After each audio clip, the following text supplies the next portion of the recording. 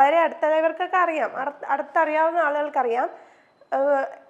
എന്നെ 24 മണിക്കൂർ വിളിച്ചുകൊണ്ടിരിക്കുന്നവരുണ്ട്, അതായത് എന്നെ അടുത്തറിയാവുന്നവർ.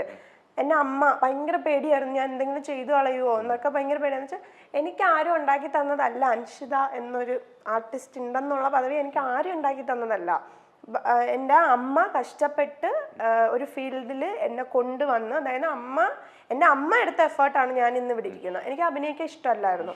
അതിനുശേഷം എൻ്റെ അമ്മ എടുത്ത എഫേർട്ട് ഞാൻ ഇന്ന് വന്ന് ഞാൻ നന്നായിട്ട് കഷ്ടപ്പെട്ട് എടുത്തൊരു പേരാണ് അൻഷിത എന്നൊരു ആർട്ടിസ്റ്റ് ഉണ്ടെന്നുള്ളത്.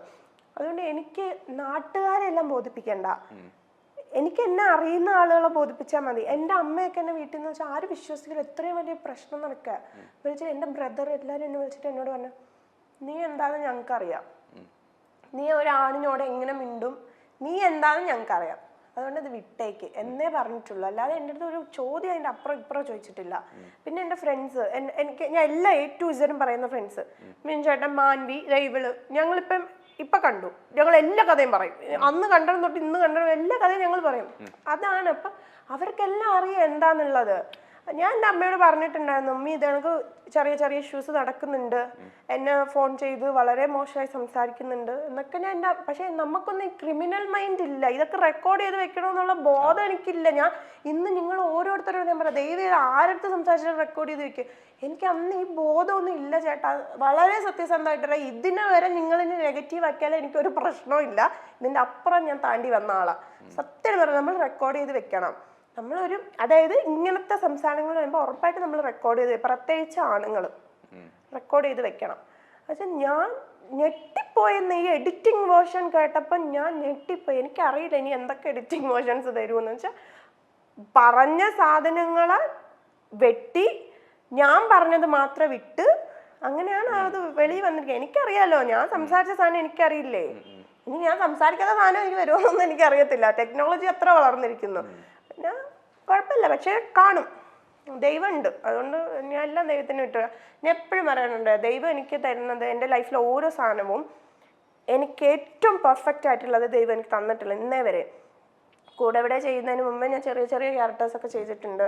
കൂടെവിടെ ചെയ്യുന്നതിന് മുമ്പേ ഏഷ്യാനെറ്റിൽ എന്നെ ഒരു മെയിൻ സീരിയലിലെ നായികയായിട്ട് വിളിച്ചു, അതെൻ്റെ കയ്യിൽ നിന്ന് പോയി. പക്ഷേ ഞാൻ ഇന്ന് ചെയ്യുന്ന കൂടെവിടെയാണ് ഏറ്റവും ബെസ്റ്റ് അതാണ്. ആ സീരിയലിനെ വെച്ച് നോക്കിയാൽ ഏറ്റവും ബെസ്റ്റ് കൂടെവിടെയാണ്. അപ്പം ദൈവം എനിക്ക് ബെസ്റ്റാണ് തന്നത്. അതെനിക്ക് ചെല്ലമ്മ ഏറ്റവും ബെസ്റ്റ് ക്യാരക്ടറാണ് തന്നത്. അതേ കണക്കൊരു ക്യാരക്ടർ ആരും ചെയ്യുന്നില്ല, ഞാൻ ഉറപ്പായിട്ടും പറയും. സ്വീകരണ മുറിയിൽ എന്നും ഏഷ്യാനെറ്റിന് ഒരു പ്രത്യേക സ്വീകരണം തന്നെയാണ് മലയാളി പ്രേക്ഷകർ ഒരുക്കാറുള്ളത്. അതിൽ കൂടെവിടെ എന്ന് പറയുന്ന ഒരു ഹിറ്റ് സീരിയൽ നമുക്ക് ആർക്കും മറക്കാനാകില്ല. പുതിയ പുതിയ കഥാപാത്രങ്ങളെയും പുതിയ താരങ്ങളെയും ഇൻട്രൊഡ്യൂസ് ചെയ്തുകൊണ്ടാണ് ഏഷ്യാനെറ്റ് പലപ്പോഴും എത്താറുള്ളത്. ഏഷ്യാനെറ്റിന്റെ പല സീരിയലുകളും എടുത്തു നോക്കുമ്പോൾ അതിലെ പല മെയിൻ ക്യാരക്ടേഴ്സും വരുന്നത് പുതിയ താരങ്ങളായിരിക്കും. അവരെ പ്രേക്ഷകർ ഇരു കൈയും നീട്ടി സ്വീകരിക്കാറുമുണ്ട്. അത്തരത്തിൽ ഏഷ്യാനെറ്റിലെ കൂടെവിടെ എന്ന സീരിയലിലൂടെ മലയാളികൾക്ക്, പ്രത്യേകിച്ചും കുടുംബ പ്രേക്ഷകർക്ക് ഏറെ ഇഷ്ടം തോന്നിയ നടിയാണ് അൻഷിത അഞ്ജി. കൂടെവിടെ എന്ന സീരിയലിലെ സൂര്യ കൈമൾ എന്ന കഥാപാത്രമായിട്ടാണ് അൻഷിത നമുക്ക് മുന്നിൽ എത്തിയത്. വളരെ പാവപ്പെട്ട കുടുംബത്തിൽ നിന്ന് വന്ന അൻഷിത തന്റെ ജീവിതം തന്നെയാണ് സീരിയലിലും കാണിച്ചു തന്നത്. എന്നാൽ പിന്നീട് അൻഷിതയെ തേടിയെത്തിയത് വലിയ വലിയ വിവാദങ്ങളാണ്. തമിഴിലേക്ക് ചേക്കേറിയതോടെ അൻഷിത കുറച്ചുകൂടി പ്രശസ്തയായി മാറി.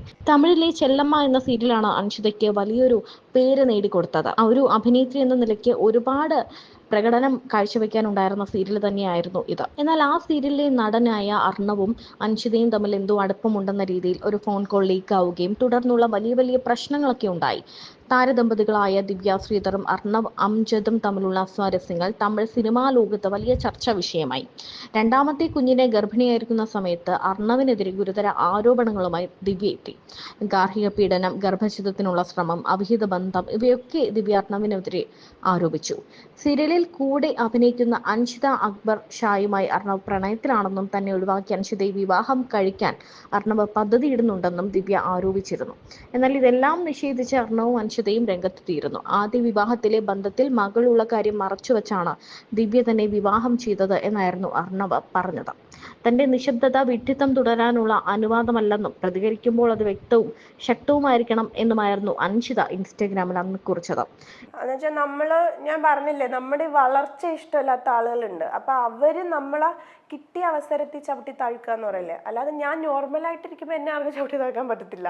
അപ്പൊ ആ ഒരു ഇതിൽ അവർക്ക് അറിയാം മെന്റലി ഇവള് വീക്കാണ് എന്നുള്ള ടൈമിൽ മെന്റലി കുറച്ച് എന്നെ ഒന്നും കൂടി വീക്കാക്കാൻ നോക്കി. പക്ഷെ വിട്ടുകൊടുത്തില്ല. എത്രയൊക്കെ നമ്മൾ ബോൾഡ് ആണെന്ന് പറഞ്ഞാലും ആ സമയത്ത് നമ്മൾ ഒരുപാട് എത്ര ബോൾഡാന്ന് പറഞ്ഞാലും എല്ലാവരും മനുഷ്യന്മാരാണ്. ഞാൻ ഭയങ്കര വലിയൊരു സംഭവം തന്നെ ഇവിടെ എൻ്റെ ഇടയ്ക്ക് നടന്നിട്ടുണ്ട്. പക്ഷെ എനിക്കത് ഷെയർ ചെയ്യാൻ താല്പര്യമില്ലാത്തതുകൊണ്ട് ഞാൻ അത് പറയുന്നില്ല. എന്ന് വെച്ചാൽ നമ്മൾ വിട്ടുപോകും, നമ്മൾ മൊത്തത്തിൽ നമ്മൾ വിട്ടുപോകും, നമ്മളെ മൈൻഡും കാര്യങ്ങളും ഒക്കെ വിട്ടുപോകും. നമ്മൾ എന്തിന് എന്ന് തോന്നും, നമ്മൾ എന്തിന് എന്നൊരു ചോദ്യം വരും. നമ്മൾ എന്താണ്, എന്ത് ചെയ്തു, നമ്മൾ എന്ത് ഉണ്ടാക്കി വെച്ചത് എന്താണ്, ഈ ഒരു ഒറ്റ ഇതിൽ എന്ത് സംഭവിച്ചു എന്ന്, എന്ത് എല്ലാത്തിനും ഒരു ചോദ്യചിഹ്നം വരും. എന്ത് എന്നൊരു ചോദ്യം വരും നമ്മുടെ മുമ്പിൽ. ഒറ്റയ്ക്ക് ഇരിക്കുമ്പോഴേ അത് വരുള്ളൂ. അതിപ്പോഴും വരാറുണ്ട്. ഇപ്പോഴും ഞാൻ പറയാലോ, ഒരു കാര്യമില്ലാതെ ഇപ്പൊ കൂടിയും വന്നിന്ന് നെഗറ്റീവ്സ് പറയുന്ന ആളുകളുണ്ട്. ഞാൻ പൊതുവെ യൂട്യൂബ് കമന്റ്സ് ഒന്നും വായിക്കാറില്ല. അന്നത്തെ പ്രശ്നത്തിന് ശേഷം വായിക്കാറില്ല, ഇപ്പോഴും വായിക്കാറില്ല കേട്ടോ. അപ്പം ചില സാധനങ്ങൾ എനിക്ക് ആരെങ്കിലും ചിലപ്പോൾ എടുത്ത ഇത് കണ്ടോ, നീ അതങ്ങ് ഡിലീറ്റ് ചെയ്തേക്കെന്നും എൻ്റെ ഇൻസ്റ്റയിൽ വരുന്ന ഡിലീറ്റ് ചെയ്തേക്കെന്നും പറഞ്ഞിട്ട് വരും. പക്ഷെ ഞാൻ ഒരു പ്രൊഫൈൽ എടുത്ത് നോക്കും, ഫോട്ടോ ഉണ്ടാവില്ല, ഒന്നും ഉണ്ടാവില്ല, അപ്പം ക്രിയേറ്റ് ചെയ്തതായിരിക്കും. അതൊരു തരം നരമ്പ് രോഗം എന്ന് പറയാം. അങ്ങനത്തെ രോഗികളാണ് വന്നിരുന്ന് വളരെ മോശമായിട്ടുള്ളത് പറയുന്നത്. അപ്പൊ എനിക്ക് മനസ്സിലായി, നമ്മളൊക്കെ നല്ല പണിയെടുത്ത് ജീവിക്കുമ്പോൾ ഒരു പണിയെടുക്കാതെ ജീവിക്കുന്ന ഇങ്ങനെ കുറെ ആളുകൾക്ക് ഒരു സുഖം, ഒരു മനസ്സുഖം. ഒന്നുമില്ലാത്ത ഫോട്ടോ എടുത്ത് വെറുതെ വലിച്ചു വീർപ്പിച്ച് പലതാക്കുക, എന്നിട്ട് അതിന് കമന്റ് ഇടുക, എന്നിട്ട് നമ്മൾ ആരെങ്കിലും ഒന്ന് തോളിലൊരു ആണിന്റെ തോളിൽ കൈയിട്ടാ അതിനെ വേറെ ആയിട്ട് പറയുക. സുഖിക്കുന്നവരുണ്ട് അങ്ങനെ. ഞാൻ പക്ഷെ അങ്ങനെ സുഖിക്കുന്ന ആളല്ല. ഉറപ്പായിട്ടും. പക്ഷെ ഞാൻ പറയുന്ന ഒരു ഒറ്റ കാര്യമുള്ളൂ, അത് കുറച്ചെങ്കിലും കോമൺ സെൻസ് ഉള്ളവർ തലയിൽ എടുക്കുക. ഒരിക്കലും ഒരു ആള് പറയുന്നത് കേട്ട് അവരെ വിശ്വസിച്ച് മറ്റുള്ളവരെ ജഡ്ജ് ചെയ്യാതിരിക്കുക. നിങ്ങൾ വിചാരിക്കുന്നതല്ല ഈ ലോകം, നിങ്ങൾ വിചാരിക്കുന്നതല്ല ആളുകൾ. ഞാൻ എൻ്റെ ലൈഫിൽ കണ്ടു അഭിനയിക്കാൻ, ലൈഫിൽ അഭിനയിക്കുന്ന കണക്ക് അവർ ചെയ്യുന്ന ഒരു തൊഴിൽ അവർ അഭിനയിക്കില്ല.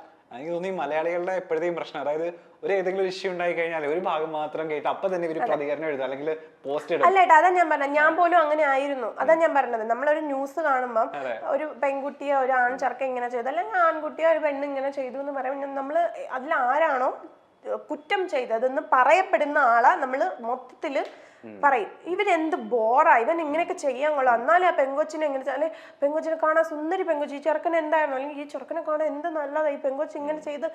അതൊന്നും അല്ല, അവർക്കിടയിൽ നടക്കുന്നത് നമുക്ക് അറിയത്തില്ല. അത് അറിയാത്ത കാര്യത്തെ ഇപ്പൊ തലയിടാതിരിക്കുക.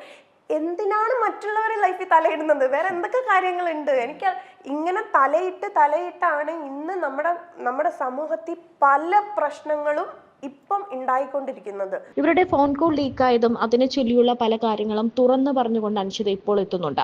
തന്റെ ഇത്രയും വലിയൊരു പ്രശ്നം, താൻ ആത്മഹത്യ ചെയ്യാതിരിക്കാൻ തന്റെ കുടുംബം ഒപ്പം നിന്നു, ഇതുവരെയും താൻ എന്താണെന്ന് അറിയുന്ന തന്റെ കുടുംബം തനിക്കൊപ്പം തന്നെ നിന്നിട്ടുണ്ടെന്നും അൻഷിത പറയുന്നുണ്ട്.